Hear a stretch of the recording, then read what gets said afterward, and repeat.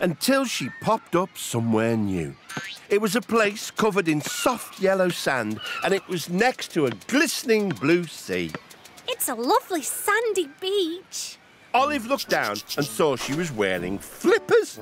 She tried to walk but fell flat on her beak. Don't worry, little ostrich, boomed a loud voice. I'll save you. A strong-looking horse helped Olive up. He had the shiniest mane of hair and the brightest smile she had ever seen. He wore a red jacket and spoke into a megaphone. Hi, I'm David Hoppyhoof, beach lifeguard. Hey, your loud voice is making me ears ring. You'll get used to it.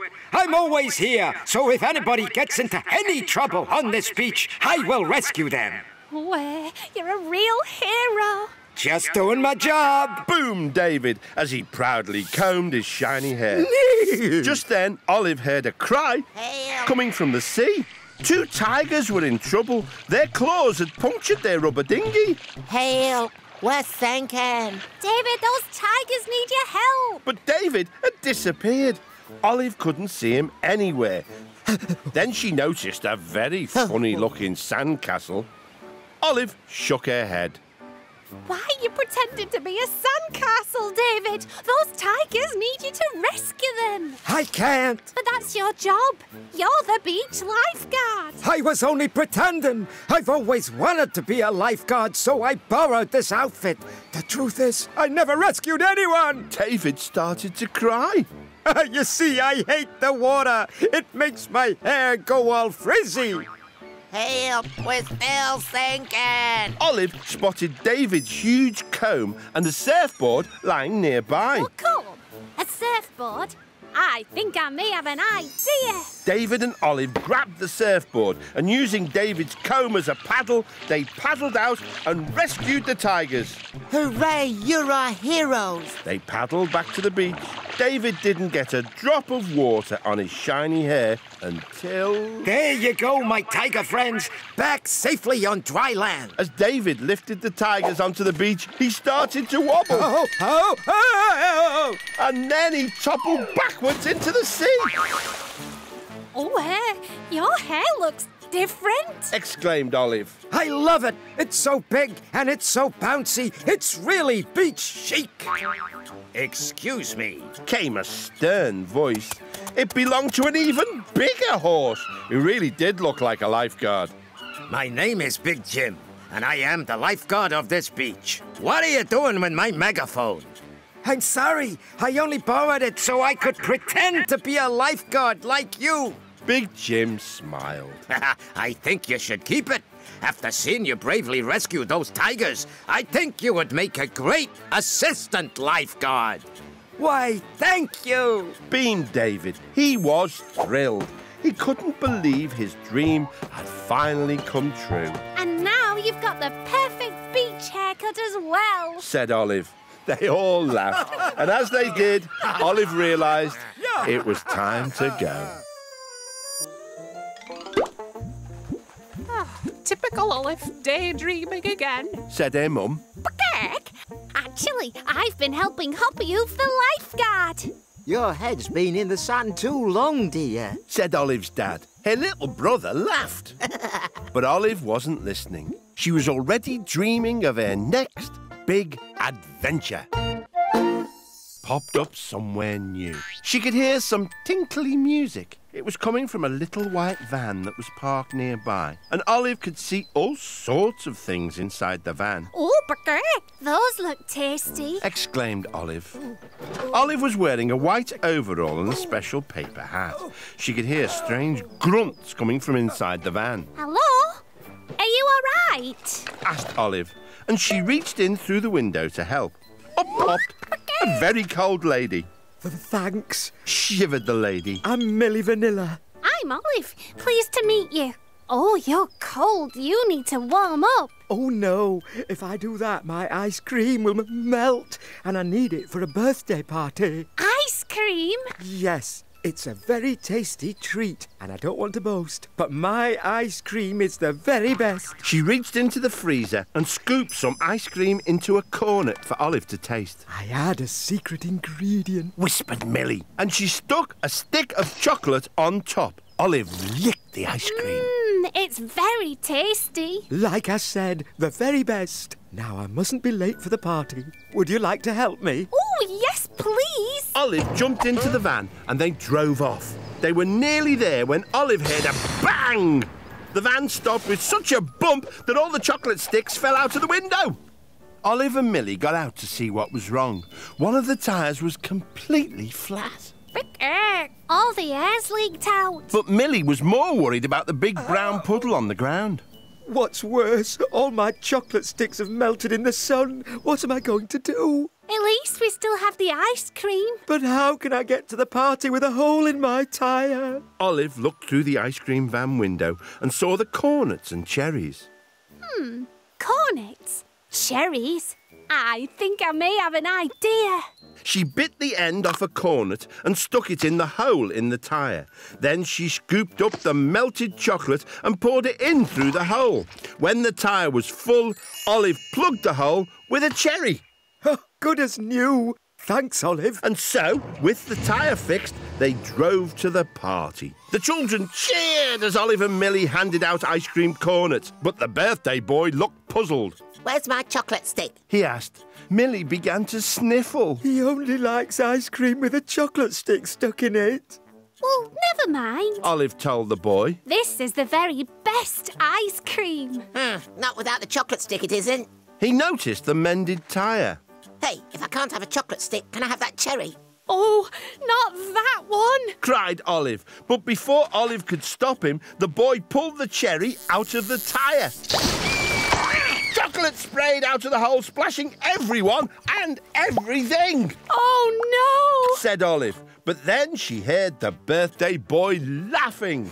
Hey, this chocolate tastes amazing. In fact, this is the very best chocolate in the world.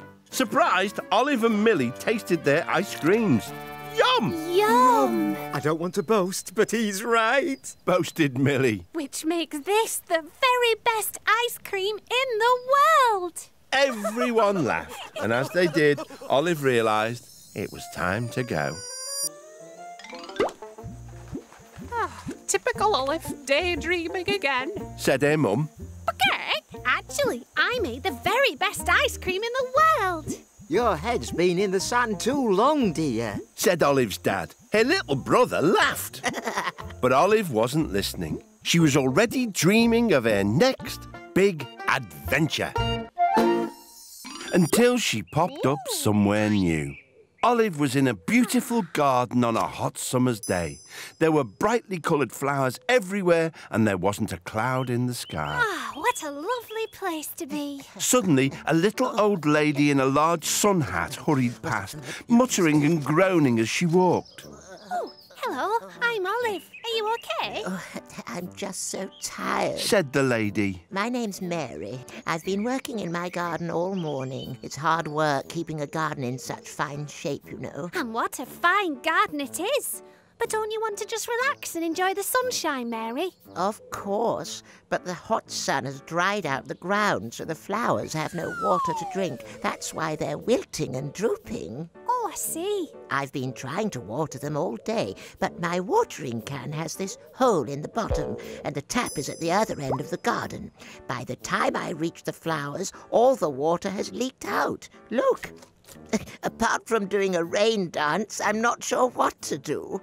A rain dance? What's that? It's a special dance you do that's supposed to make it rain. Oh, I'm an excellent dancer.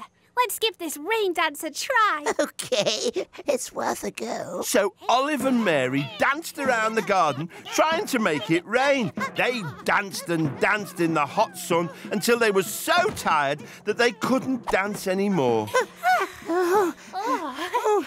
I'm not sure we're doing this quite right. Panted Olive.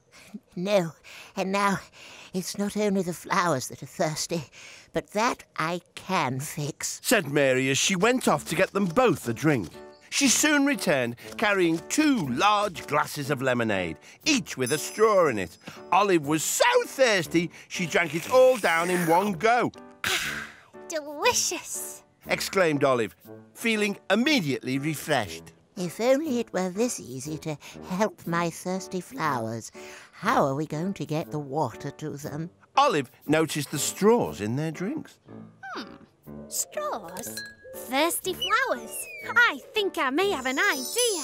Do you have any more straws, Mary? Oh, yes, I have a whole box. Olive took lots of straws and fixed them all together to make some really long straws that reached the whole length of the garden. She stuck one end of the straws into the ground at the base of each flower and the other end of all the straws into the tap. It was a pretty tight fit. See? We've given all the flowers a straw so they can drink the water straight from the tap. Oh, wonderful idea, Olive. Mary turned on the tap. The water started to flow along the straws. It's working! Cried Olive. Mary turned on the tap some more, but the extra water pushed the straws out of the tap. They flew everywhere and squirted water all over Olive and Mary. Oh, what are we going to do now? Just then, Olive felt a drop of water land on her beak, and then another. It's raining! As it rained, one by one, the wilting flowers started to stand up tall. Oh, my little beauties look so much happier now. Perhaps our rain dance worked after all.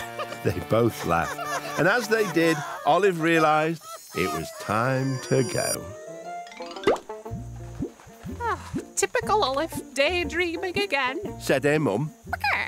Actually, I've been doing a thirsty flower rain dance. Your head's been in the sand too long, dear. Said Olive's dad. Her little brother laughed. But Olive wasn't listening. She was already dreaming of her next big adventure. Until she popped up somewhere new. Olive was wearing a red and white check shirt, dungarees and Wellington boots. She was standing in a fruit orchard on top of a very tall hill. There were sheep grazing amongst the trees. Look at all the fruit on these trees. Yummy. She could see one of the trees shaking, so she headed over to investigate. There was a farmer jumping up and down as he tried to pick an apple from the tree. Hello there. Said Olive. Hello. Said the farmer. My name's Olive. What are you doing? Well, that's a good question, my lover. My lover? That's a strange thing to call me. Giggled Olive. Oh, it's what I calls everyone. I'm Farmer Applebottom, and I have to pick the fruit from all my trees to make up fruit boxes for the whole village by 12 o'clock. But however am I going to do it in time? Maybe I can help you, but you'll have to show me what to do. Farmer Applebottom showed Olive how to pick the fruit and put it all in wooden boxes. They soon got to work, picking the apples, pears, oranges and lemons from the trees. Oh, it's no good, Olive. There's just too much fruit. We're never going to pick it all in time. Just then, Olive looked down the hill and spotted some dancers with funny costumes and flowers in their hats, stamping their feet. What are those funny people doing, Farmer Applebottom? Oh, they're the village Morris dancers. Lots of fruit to pick. Funny stamping dancers. I think I may have an idea. Yoo-hoo! Olive called down to the Morris dancers. Could you come and give us a hand, please? The Morris dancers waved and nodded and started to climb the hill. Soon, they were standing in the orchard.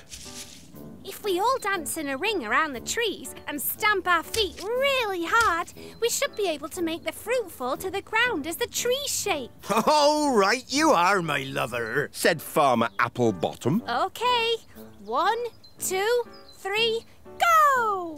I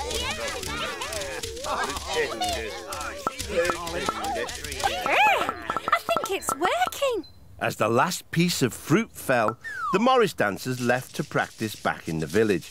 I know! Just after they went, all the fruit began to roll down the hill towards the village. Oh no, Olive! All the fruit is rolling away. What are we going to do now? Olive heard a sheep bleating.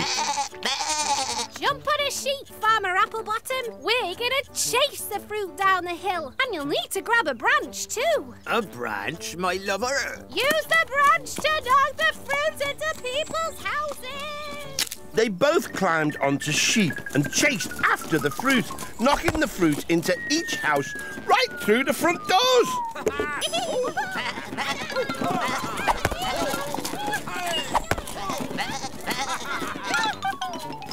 We did it, my lover. We got all the fruit to the village and it's still not even 12 o'clock. Oh, we are a right pair, aren't we? Said Olive. They both laughed, and as they did, Olive realised it was time to go. Typical Olive, daydreaming again. Said her mum.